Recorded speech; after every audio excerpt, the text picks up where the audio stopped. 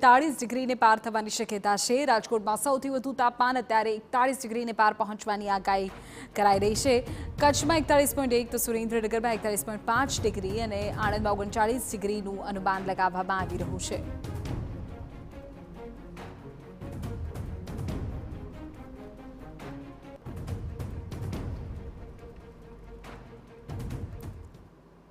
ત્યારે આજ મુદ્દે વધુ જાણકારી મેળવી અમારા સંવાદદાતા મોહિત ભટ્ટ આપણી સાથે રાજકોટથી અત્યારે જોડાઈ ગયા છે। એમની પાસેથી જાણકારી મેળવી। મોહિત, રાજકોટમાં અત્યારે વાતાવરણને લઈને શું સ્થિતિ છે? કારણ કે હવામાન વિભાગ પણ આગાહી કરી રહ્યું છે કે સૌથી વધુ તાપમાન રાજકોટમાં રહી શકે છે।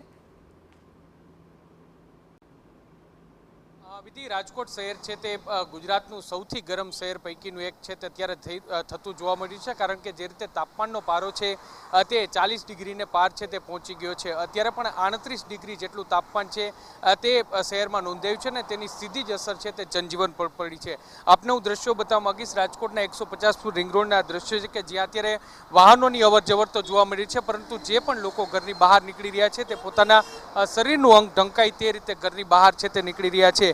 આકાશમાંથી જાણે કે આગ વરસતી હોય તે પ્રકારની સ્થિતિ અત્યારે રાજકોટ શહેરમાં જોવા મળી છે અને કાળઝાળ ગરમીને કારણે તેની સીધી જ અસર છે તે જનજીવન પર જોવા મળી છે।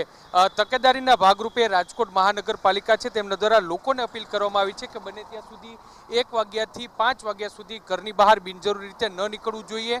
ટ્રાફિક સિગ્નલમાં કોઈ પણ પ્રકારની ગરમીનો અહેસાસ ન થાય તે માટે રાજકોટ પોલીસ કમિશનર છે તેમના દ્વારા પણ બપોરના 1 વાગ્યાથી 4 વાગ્યા સુધી તમામ ટ્રાફિક સિગ્નલો છે તે બંધ કરી દેવામાં આવ્યા છે, જેથી કરીને ગરમીના સમયમાં લોકોને લાંબો સમય માટે એક જગ્યા પર ઊભું ન રહેવું પડે। જે રીતે હવામાન વિભાગે આગાહી કરી છે કે આગામી 2 થી 3 દિવસ સુધી રાજકોટ શહેરમાં હીટવેવ પડી શકે છે। ગરમીનો પારો છે તે 42 ડિગ્રીને પાર છે તે પહોંચી શકે છે, તેને કારણે લોકોને ખાસ તકેદાર રાખવી ખૂબ જ જરૂરી છે। ખાસ ડિહાઇડ્રેશન ન થાય તેની તકેદાર રાખવી ખૂબ જ જરૂરી છે અને બને ત્યાં સુધી પ્રવાહીનો વધારેમાં વધારે પ્રમાણમાં ઉપયોગ કરવાની પણ આરોગ્ય વિભાગ છે તેમના દ્વારા સલાહ આપવામાં આવી છે।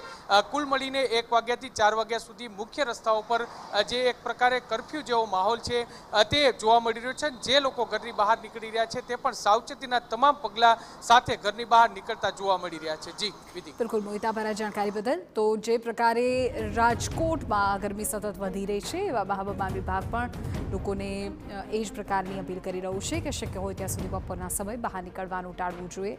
આજે સતત ત્રીજા દિવસે તાપમાન 40ને પાર।